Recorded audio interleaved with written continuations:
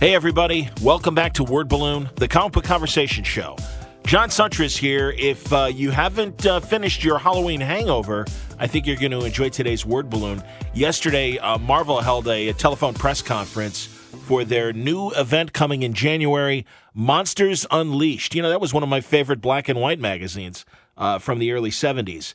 You know the Silver Age history of Marvel. Before the superheroes happened, they spent a lot of time in the 50s and early 60s creating some amazing, gigantic monsters that you could put alongside Godzilla, Gamera, and the like, Mothra. Ergo and Moog, and, you can always hear Stan saying these wonderful names that he came up with that were either Steve Ditko or Jack Kirby creations. Well, Monsters Unleashed in January is going to be a 5-issue, 30-page per issue mini event that sounds like a lot of fun. Cullen Bunn is writing it, and I want to get the correct lineup of artists.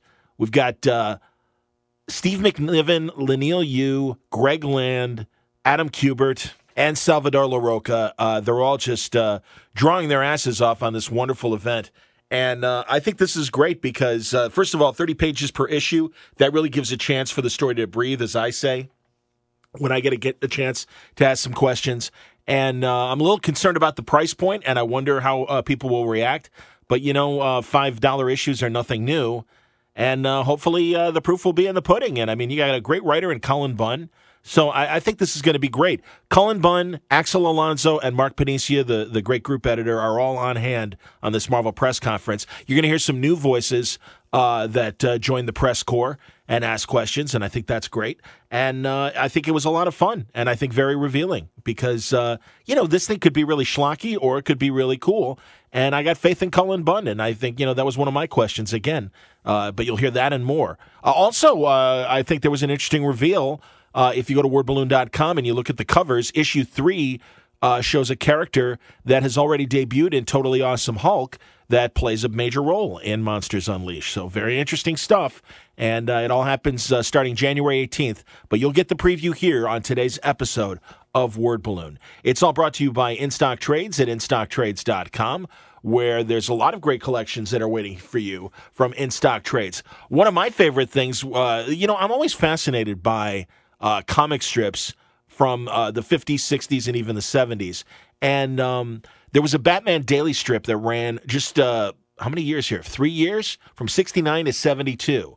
And pretty interesting stuff. Well, they've got a collection of that. IDW, of course, has been putting out great collections of Superman and Batman and Archie and some of the other great comic books that were turned into comic strips. Well, this collection, you can get Volume 3 for 30% off. It's just $34.99. There's also things like the Wonder Woman 75 box set. Brian Azzarello, artists like Cliff Chang and Tony Akins, 300 pages, and this puppy is gigantic. It's 50% off. It's just $24.99. You can get Gotham Academy, trade paperback volume 3, yearbook, featuring Brendan Fletcher and lots of great artists. This, of course, is a wonderful series, and Yearbook is the title of Volume 3. 45% off, $9.34. I got to get Brendan on to talk about that book. Been meaning to do that for quite some time, actually. There's other things like, let's see. You can get One Punch. One Punch Man. That's a great manga book from Viz Media. It's 30% off. It's just $6.99. How about the Fade Out hardcover from Ed Brubaker and Sean Phillips and Elizabeth Breitweiser? This is 45% off, just $27.49. Among the amazing things that are waiting for you at InStockTrades.com. Don't take my word for it. Just go to the website, put in your favorite artist or your favorite writer, and you're going to find some great books at great prices. InStockTrades.com. Word Balloon is also brought to you by the League of Word Balloons. Easy for me to say, the League of Word Balloon listeners. I'm recording very early in the morning for me. You'll forgive me. That's why my voice is a little weak as well. Thank you, League, for your support. You are always strong. You're never weak. You show up every month and subscribe to Word Balloon and help me out, keeping the lights on, helping me get to conventions, making interesting connections, and providing you with great content. And I thank you because you're a big help to that.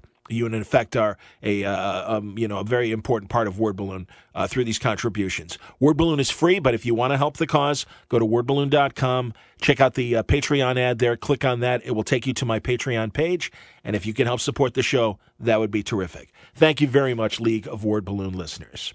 All right, without further ado, let's get to the press conference. I was having a slight technical difficulty, so I missed the first couple seconds of the press conference. So we join Axel Alonso in mid-sentence, but it's Axel and Mark Paniccia and Cullen Bunn, of course, the writer, and Chris Delandro running the proceedings for this Marvel press conference now on Word Balloon. Our last couple events have been very mind-bending, mind-twisting, on occasion very dark stuff, and Monsters Unleashed is just a really fun, old-school event with an unlimited special effects budget. Yeah, the unlimited special effects budget is something that I think is worth highlighting. It would, Colin, you mentioned it, something we couldn't make a movie of. I think if we tried to, it would cost the GDP of a small country. Real big widescreen sort of stuff. So speaking of that, it's an all hands on deck event. We've talked a little bit about who's involved and the promo images, but you really see everyone on these. I mean, it kind of feels very much like an old school Marvel event, an Infinity Gauntlet or a Kree Skrull War, where it was really just throwing everything you can at these threats. So is this the largest cast you've ever worked with? I feel like it's got to be, if not close to. Yeah, absolutely. I mean, we're talking, this is the Avengers, the Champions, the Guardians of the Galaxy, the X-Men, the Inhumans. And it's not just the big teams. We've got cosmic level heroes in here, and we've got street level heroes. This is Axel said it was fun, and it's definitely a fun story, but this is a world-threatening event. And the heroes that have had differences in Civil War II, for instance, they have to put that aside immediately and come together and unite as heroes against a common threat. How are you sort of juggling such a large cast, and sort of, are there any standouts of the characters you're working with? Yeah, absolutely. When you work with a story like this, my first inclination is to throw everyone in, but you have to have a few characters who are sort of the point of view characters, and so I settled on a few characters who would help us get help us jump around from different points of view and see the story from different angles. So there are definitely, while there's a huge cast, there are a handful of characters who sort of become the main characters that the reader will be seeing the story through their eyes. Cool. Yeah, we Axel mentioned that it really gets right down to the action, and we released some new pages today to people on the call. It's actually, I think we released 2 double-page spreads, but I believe those are 2 of the very first pages in the book. So you'll see sort of the Avengers leaping into action, and you really get a sense that this happens very quickly, and they have to sort of figure out why this is all happening, but also while fighting off monsters. So, what can you guys tell us about sort of the inciting incident of Monsters Unleashed, and sort of why this is happening now, and what's sort of going on in the story? I think that, the inciting incident is monsters starting to land our universe. The question will be, where are they coming from? Why are they here? What do they want? And that's something that's going to be answered in the course of the story. And the answer should be surprising. That's where a lot of the layers of the story go. I think that this is a fun story because what you have is virtually every corner of the Marvel Universe is represented, from the Avengers to the X-Men to the Inhumans to Power Man and Iron Fist.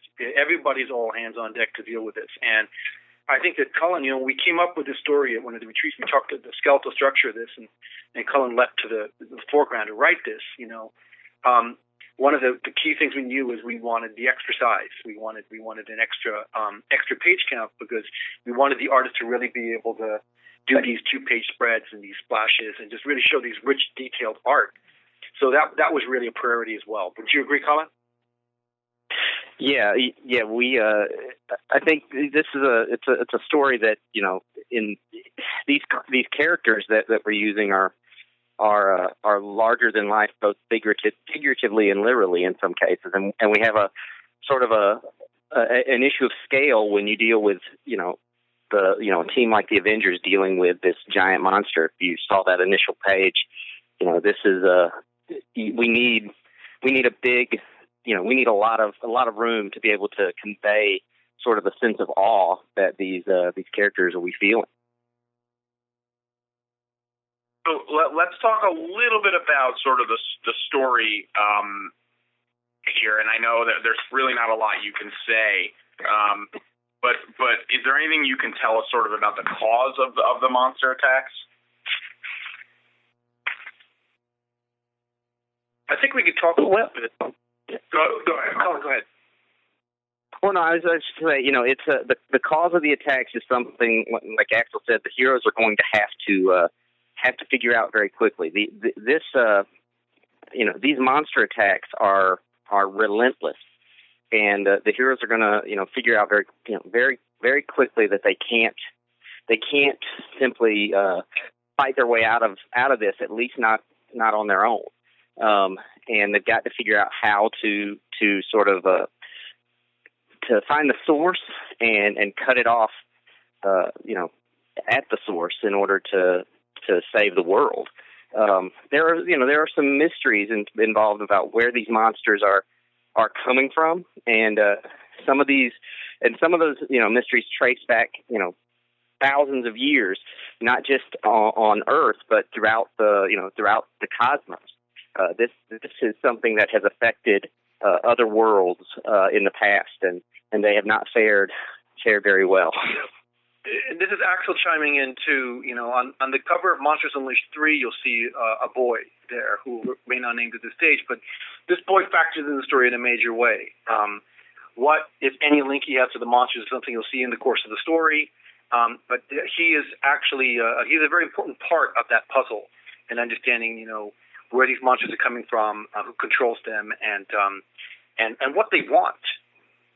And I should say that cover to 3 is drawn by Leinil Yu, who'll be drawing that issue. But I believe we'll be meeting the boy very early on in the story, correct? Yeah, the boy we'll be meeting very early on in the story, and he's a key player. And there are a couple of other smaller characters who pop up in the course of the story, who will have small but significant roles in the story. Moon Girl is one of them, as the smartest character in the Marvel Universe. She's going to come up with something that's going to greatly help the heroes early in the course of the story. And then we will see also Bloodstone appearing, the monster hunter, who will also be able to provide some clues. At the foreground of the story are going to be the Marvel heroes. Look for big roles for the leaders of all of the teams, key superheroes like Spider-Man, Iron Man, Captain America. It's all about the big heroes. So we revealed late last week a couple of new monster designs, and I think that's really cool because you're getting to play with a lot of the classic sort of classic Marvel monsters, the Kirby, the Ditko, the Don Heck sort of creations. But we've asked our artists and you to sort of come up with some new creatures that would sort of factor into the story. Is there anything we can say about the designs for them or creating them? I mean, they're all really, really cool looking. Yeah, this series is such a love letter to the artists of the past who created these amazing monsters. So there's a lot of new monsters in this series, but we definitely wanted each of the artists on the book to create to put their own spin on a very specific creature. So that's the 6 that you've seen. Each one is designed by one of the artists on the book, and then Art Adams designed a 6th. So, we're really getting the artists involved in sort of creating adding something new to the Marvel Universe. We're not only bringing these classic monsters back in a big role, we want to add some new stuff as well. Yeah, these are Marvel monsters for the 21st century. And also, I just want to say one thing just to the group as well, is that, we're talking about this story as being an event because it spans the Marvel Universe. But first and foremost, this is a really great story.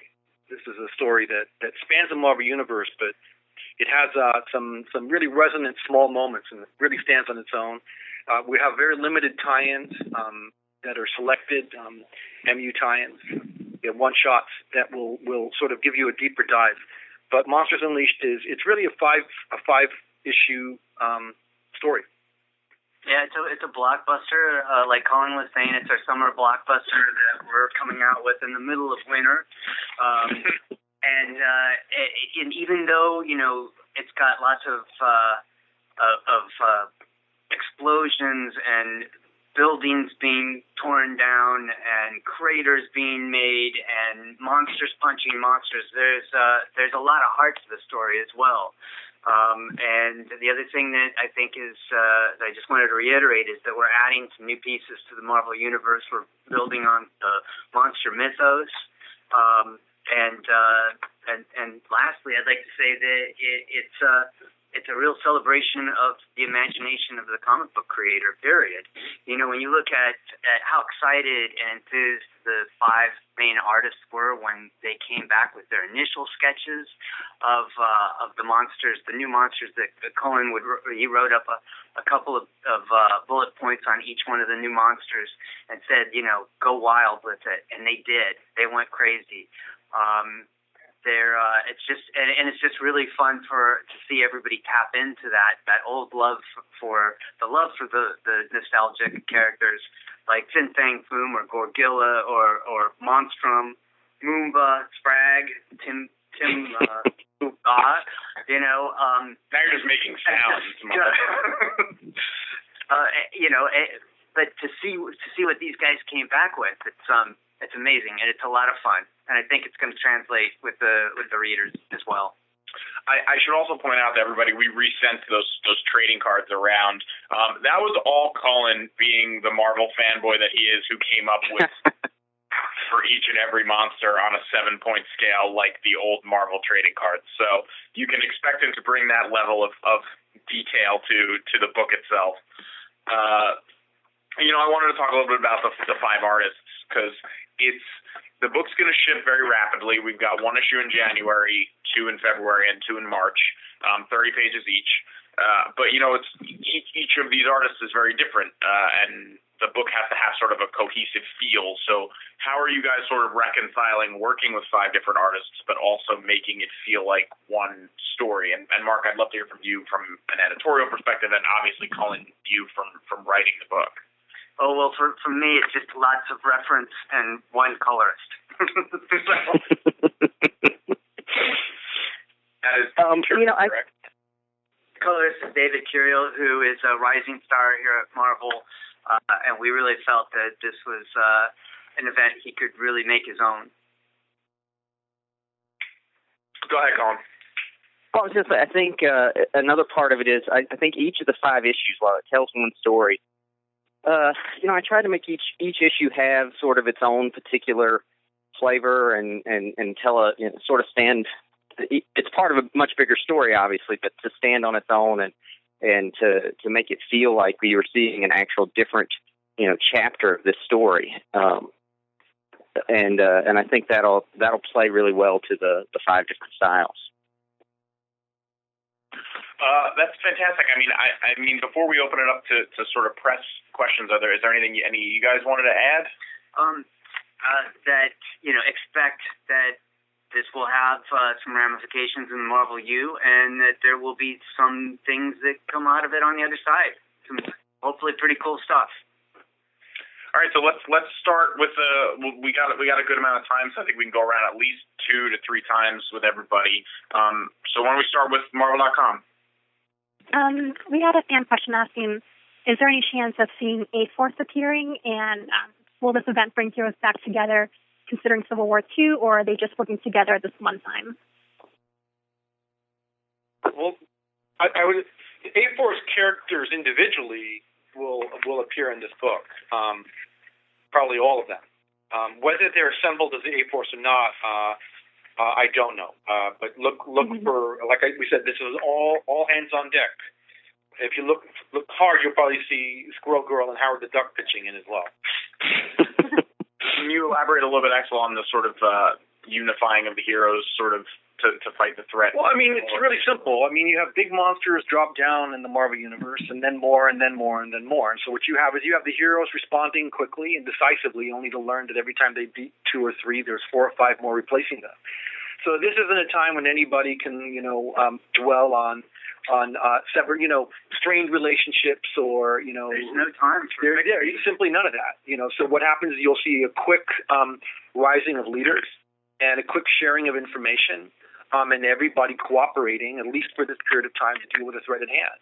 And we've, Cullen has sculpted in a way that, you'll see generals acting like generals and soldiers acting like soldiers, and some really cool and monsters acting like monsters. Monsters acting like monsters, no doubt, and some really cool smaller moments between characters that are very character appropriate. CBR. Yeah, I know that, Cullen, you're a big fan of monsters, but I also have to imagine that part of the appeal was also getting to write every Marvel hero. Can you speak about your fanboy side of getting to write all these Marvel heroes at once? Yeah, it's like you said, I'm a fan of monsters because I make no secret of that. But yeah, I'm a longtime fan of these characters. So to work on a story where it's, you're seeing all corners of the Marvel universe, and you're seeing heroes interacting, and sometimes they're interacting with heroes you wouldn't necessarily expect to see them dealing with, and that's one of the things I've always loved about Marvel Comics is these unexpected pairings and matchups, and there are some doozies in this book, some things that are really going to surprise people, I think. Stephanie, Black Girl Nerds. Hey, so quick question. Given that this is happening after the events of Civil War II, and I know that everyone is putting aside their differences and coming together, do you feel as though the series is something that a casual comic fan can pick up, jump right in, and then also, do you feel like this is the one-stop shop kind of putting everybody into the book for the most part, to bring new readers into the fan base, if they're able to cling on to characters that they might have been unfamiliar with prior to? Bingo! Yeah, absolutely. Yeah. I was going to say yes. Yeah, absolutely. Yeah, I think. All right, Colin, sorry. Yeah, you don't have to be familiar with anything that's happened recently. I mean, as long as you can accept the idea that superheroes have to fight monsters, I think you'll be okay. And yeah, I think as much as possible, and it's a big cast, but as much as possible, I'm trying to, even if a character only appears in a panel or two, I want to make sure that the reader gets a good, idea of that character. And yeah, I definitely think there'll be some new favorites for people that aren't familiar with some of these characters popping out. I mean, as I was writing it, there were characters that not that I hadn't necessarily forgotten, but had kind of flipped, a little bit in my memory. And as I'm writing them, I'm remembering how much I love these characters, and I think that'll translate to the readers. Yeah, and just to elaborate a little bit, what Axel mentioned before is we will also have a couple of, not many, I believe 8 is the number of tie-in sort of one-shots we'll have, but hopefully some people will see some standout characters in the book and then say, hey, I want to read some more about their adventures, and go check out the .mu one-shot tie-ins, which should elaborate a little bit on the side events of Monsters Unleashed. Nicole, ICV2. Yeah, I was wondering if you guys are planning anything for the retailers as far as promotional materials, special stuff like that. Yeah, I can speak to that a little bit. We will have some more information about that coming in the near future, but we're going to have promotional items and discounts or diamonds and things like that. And I believe we're doing a launch party promotion as well, but you can look for some more information on promotional items and retail support for Monsters Unleashed. Yeah, some really cool stuff coming in the next few weeks. John, Word Balloon. Hey, guys. Cullen, would you say you're adding to the backstory of the monsters in general from a Marvel Universe historic standpoint? Yeah, I mean, to some degree, absolutely. I think, I want to honor the stories that have come before, but I think this Monsters Unleashed will will definitely add to sort of the mythology of these monsters. It adds some key components and then adds some new players to the field. Mm-hmm. And I think probably more importantly for me is after this story, the monsters, the classic Marvel monsters, are big players in the Marvel universe. They have a role.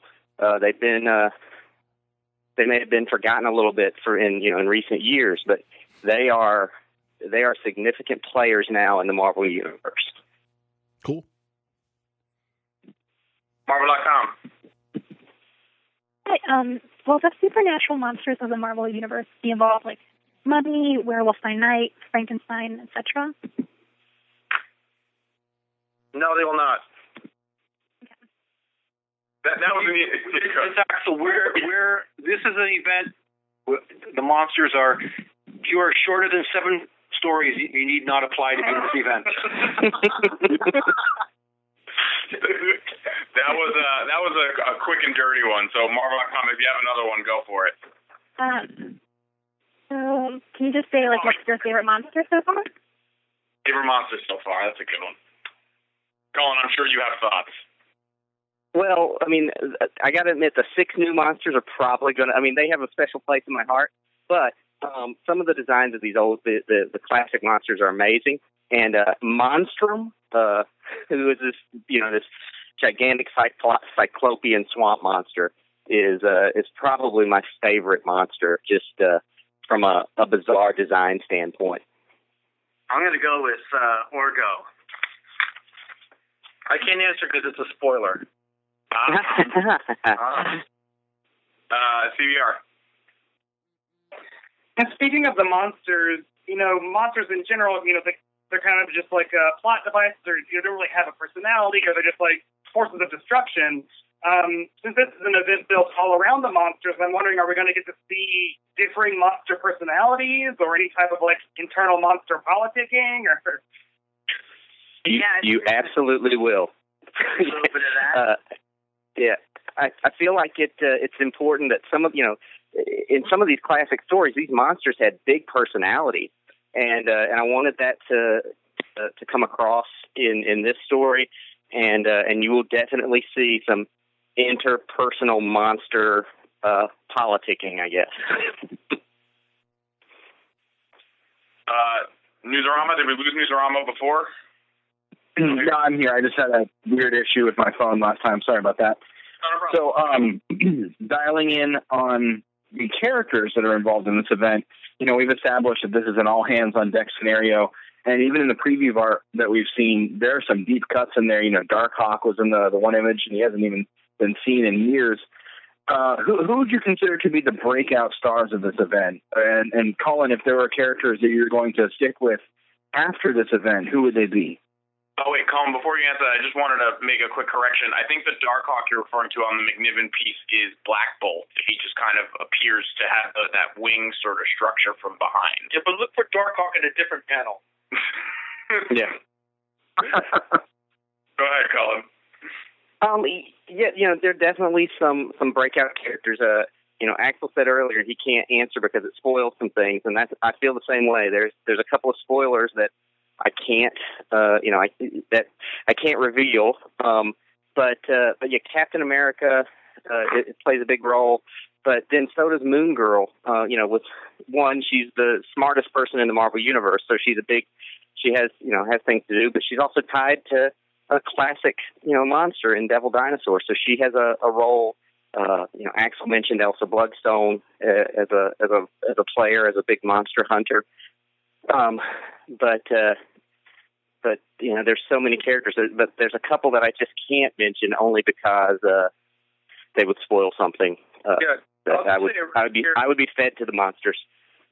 We have plans to spin at least 2 series out of this event because we have faith in what we're doing in this story. Yeah, so we feel we have at least 2 breakout characters moving out of this event that we'll be launching ongoing series with. Stephanie, Black Girl Nerds. All right, I really want to ask you all if by any chance will Riri Williams be making an appearance, but I don't know if that would spoil anything, so instead I'll ask you, from this, what do you want readers to walk away with once they finish the series, as far as the story goes? Well, first of all, Riri is a part of the Marvel Universe, so yes, she'll be there. Okay, great. And then second of all, Mark, you want to take the second part of the question, or Cullen? What we hope to get out of it? Or sort of what you guys hope readers walk away from the book with?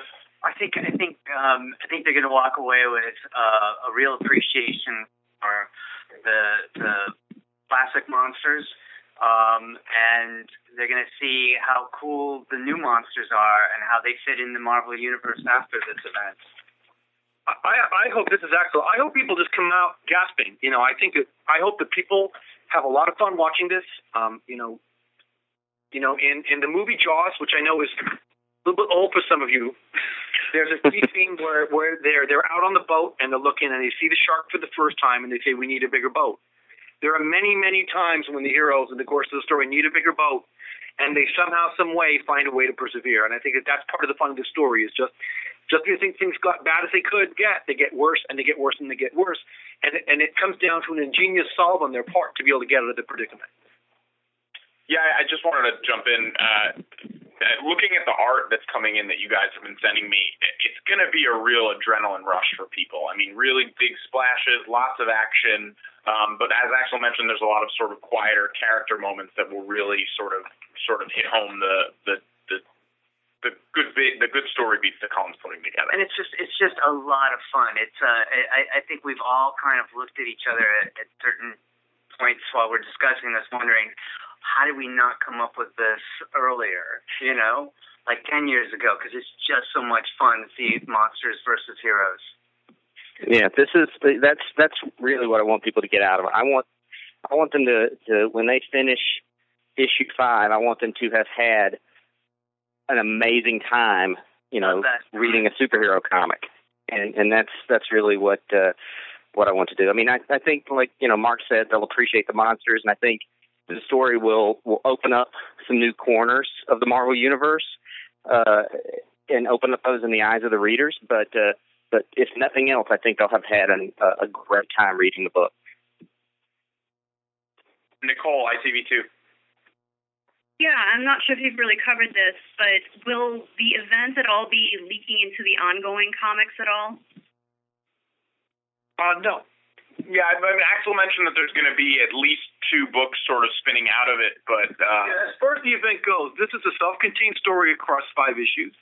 And if you really enjoy seeing heroes punching monsters and monsters knocking down buildings and the rest, there's going to be, I think, 7 or 8 dedicated one-shots that will occur off to the side of it, featuring key characters, characters like Spider-Man and what have you. So look for those, Hulk, what have you.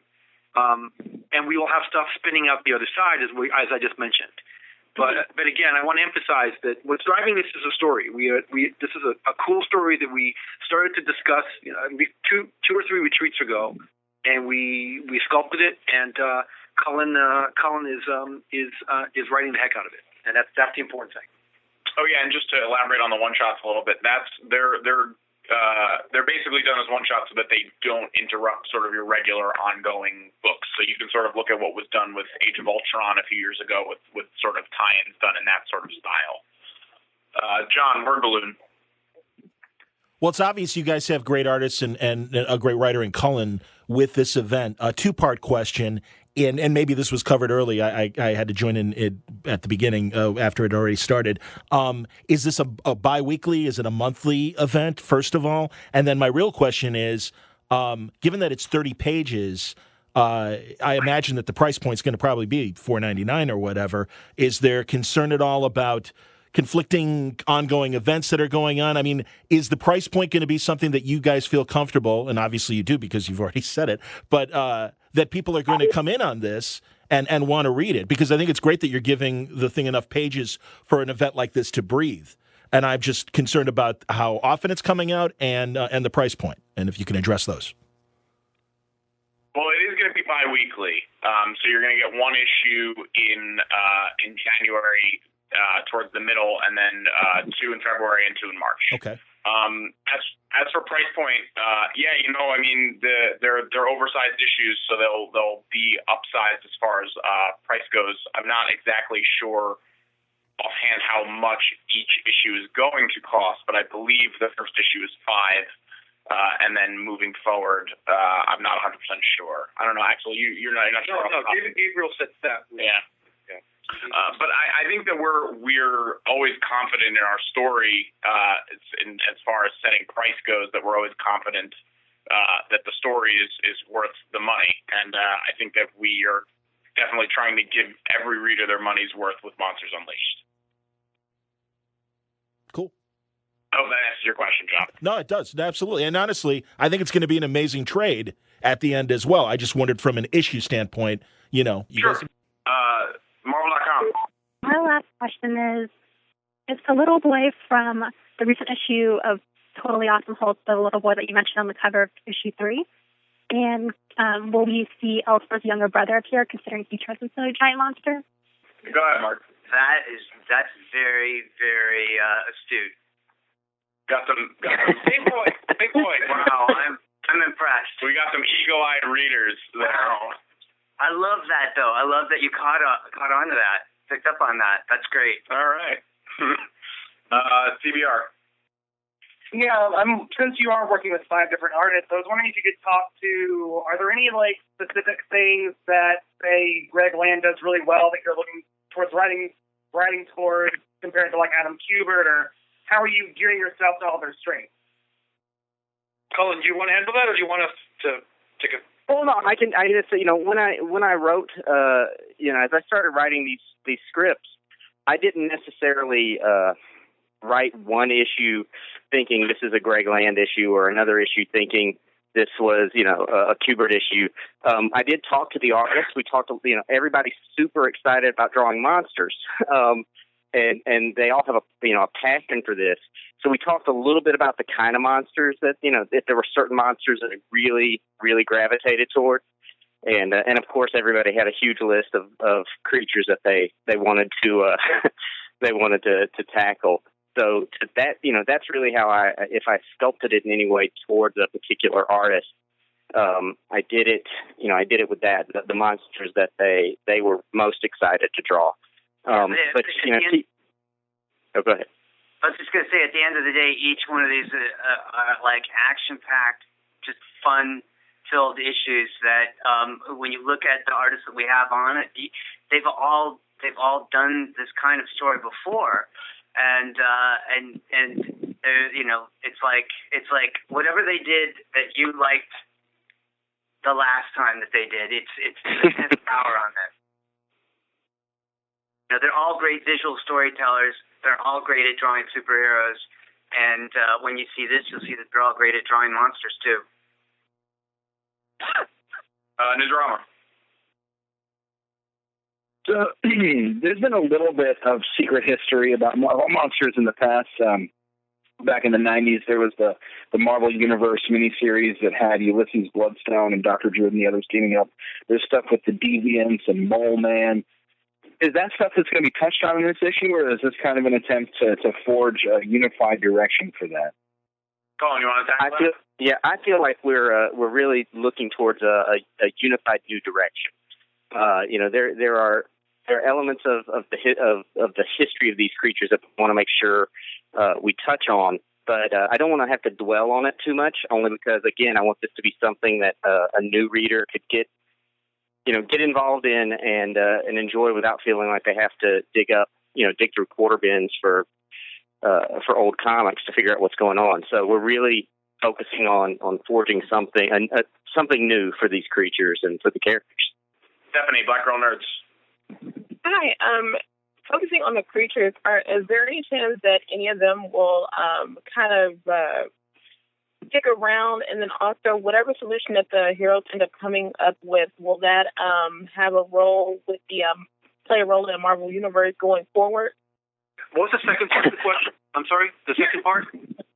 Whatever solution that they end up coming up with, will that play a role going forward in the Marvel Universe? Does that solution affect the universe in any kind of way, or what they end up figuring out? To the first part of your question, any monsters that survive the event will have their increased exponentially by it. Someone's being modest when he says, what our goals are with the monsters. We want to make them cooler than ever. You follow me? We have lots of love for them, and we want people from a new generation to feel the same way, to feel that they're a credible threat, powerful characters in the Marvel Universe. As to the second part of the question, obviously the lessons learned by the solution to the problem will have a lasting effect on the Marvel Universe. I don't want to get too specific, but your instincts are right. Right. Nicole, ICV2. I'm just going to pass. Thank you. Yeah, no problem. All right, I think we got time for maybe one more. John, you want to take us home? Sure. No, thanks, guys. I've always loved when major media has tried to reboot Godzilla or some of these other things. And sometimes, that combination of kitsch, but you want to tell a really good story as well, can have its own presentation problems. And Cullen, I was just wondering, were there any plot or character pitfalls that you wanted to avoid going into this event? You kind of hit the nail on the head. You got to be a little careful when you deal with these with creatures, with monsters like this, because it's so easy, that you walk the, let's say Gamera as an example. You walk the line of an awesome movie like Gamera versus Legion, or Gamera playing a tune on the back of his monster like he's playing, I didn't want this book. I didn't want the monsters, any of them, to come across as jokes. Now, some of the monsters have, are humorous at times, and they have personality. But the most important thing for me was that the readers can take these creatures seriously, and we didn't stray too far into any kind of cheesy. I didn't want to see the zippers on any of these monsters. I will say, Cullen, you've got a great scene in there, a great father and son scene with Goom and Googum. Well, yeah, no, yeah. Again, some of these creatures have some built-in sort of humor to them, but even then, I want you to take them seriously at the end of the day, and realize that they are they have a big role to play, and that they deserve to be treated with sort of a reverence. So no underpants then on Fing Fang Foom? I'm not saying. Now listen, I also put Fing Fang Foom in coveralls, so I think he could have his underpants still, but you'll take those underpants very seriously. Indeed. Well, on that note, that seems like as good a place as any to end. But Cullen, I wanted to thank you for taking some time out of your busy day to chat with us about Monsters Unleashed, and Mark and Axel as well. And obviously to everybody on the call, thank you for coming with great questions and listening to us gab about Goo and Googam. The first issue of Monsters Unleashed is going to be out on January 18th. And then each issue will follow bi-weekly afterwards. So thank you guys all so much for. And I should also mention, there's 8 tie-in one-shots. You can expect some more information about those coming soon, as well as retailer initiatives for the book. And as Axel mentioned, there's going to be some cool stuff spinning out of it, including at least 2 new books. So you can expect some more information coming about Monsters Unleashed in the coming weeks. But we hope you guys all check out the first issue on January 18th. So thank you guys all very much. And thank you, Cullen. Thanks, guys. So what do you think? I got to tell you, I'm kind of intrigued, especially the size and the artists involved, and especially when I saw some interiors that I've also shared at wordballoon.com, and the covers for the first 3 issues. Looks like it's going to be a hell of a series and a hell of a trade when it's all collected. Monsters Unleashed. Happy to hear from Cullen Bunn, Mark Paniccia, and Axel Alonso on this event. And as they said, it starts January 18th. Hope you enjoyed today's episode of Word Balloon. It was brought to you by InStock Trades at InStockTrades.com. Let's look up Cullen Bunn and give him some love via InStockTrades.com and see what excellent books are waiting for you from him. Well, to start things off, you can get the first volume of The Six Gun and get that at 30% off, just $13.99. There's The Tooth hardcover, Cullen and Matt Kint, excellent book, and Sean Lee actually co-writing the book with Cullen. Lots of trades of Six Gun, by the way, at $13.99. You can get the Captain America Prisoner of War premiere hardcover. A lot of writers, including Ed Brubaker, Howard Chaykin, Cullen Bunn, Mike Benson, Frank Thierry, Kyle Higgins, Alex Siegel. 40% off, $14.49. Cullen wrote the Spider-Man Season 1 premiere hardcover, 42% off. It was drawn by Neil Edwards, $14.49, a rebooted origin for Spider-Man and that excellent book. You can get Wolverine Rot, the premiere hardcover with Cullen and Ivan Brandon doing the writing and Paul Pelletier, among others, doing the art chores. 42% off. It's just $14.49. There's Captain America and Hawkeye. Remember that team-up book that Cullen did? Tremendous book. Great stories in that book. All one-shots. 42% off. $7.63. Cullen actually did a lot of great Captain America writing and a couple interesting team-up books. So there's some of the things that you can get from Cullen Bunn from InStockTrades.com. And as I said, lots of volumes of his epic book, The Six Gun, from Oni Press with Brian Hurt. The two of them just did an amazing job. What an incredible steampunk, exciting horror story, Western, and a lot of other elements as well. Tremendous stuff in The Six Gun, and you can get it all at InStockTrades.com. Thanks again for listening today. We got more great stuff coming up for November. It's going to be a November to remember, as I'm sure some TV executive coined years ago. But lots of great guests coming up in this month and also in December. It's going to be a great way to end the year with a lot of fun conversation in the word balloon style. I hope you'll be here for every episode. Join me in a couple days for the next episode. Until then, Word Balloon is a copyright feature of Shaky Productions, copyright 2016.